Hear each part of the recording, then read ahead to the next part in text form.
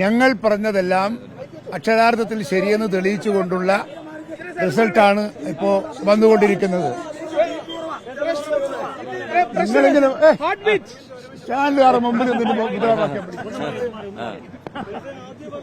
കുറച്ച് ബേക്കോട്ട് നിന്നോട്ടെ.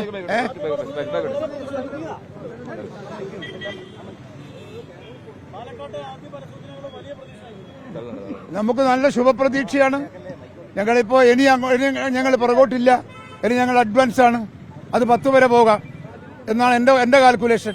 10 മുകളിലും അവകാശപ്പെടുന്ന ചില നേതാക്കന്മാർ നമ്മുടെ മുമ്പിലുണ്ട്. കാരണം അവർക്ക് അതിൻ്റെതായ കാരണങ്ങളുണ്ട്. പക്ഷെ ഞാൻ അപ് ടു പരമാവധി നമ്മൾ എന്ത് കുറഞ്ഞാലും 10-ൽ താഴെ പോകുന്ന പ്രശ്നമില്ല. വയനാട്ടിൽ അടിച്ച് കയറുകയാണ്.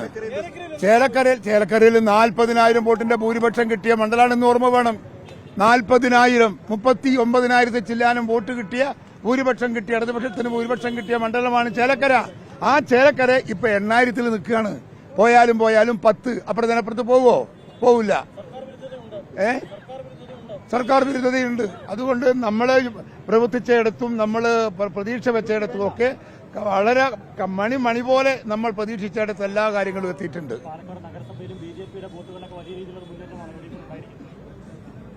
സ്വാഭാവികം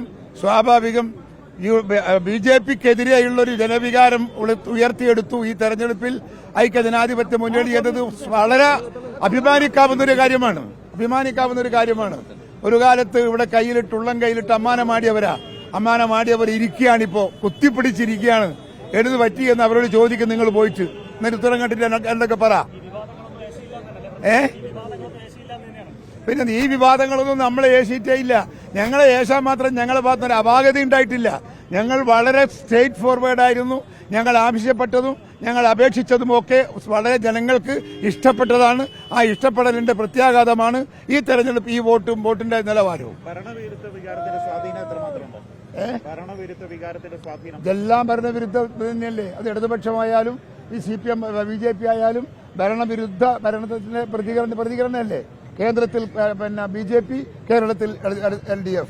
ഇത് രണ്ടും ഭരണത്തിനെതിരെയുള്ള ജനവികാരത്തിന്റെ പ്രതിഫലനമാണ് ഈ എല്ലാ തിരഞ്ഞെടുപ്പും എന്നാണ് എന്റെ പക്ഷം. ഓക്കെ.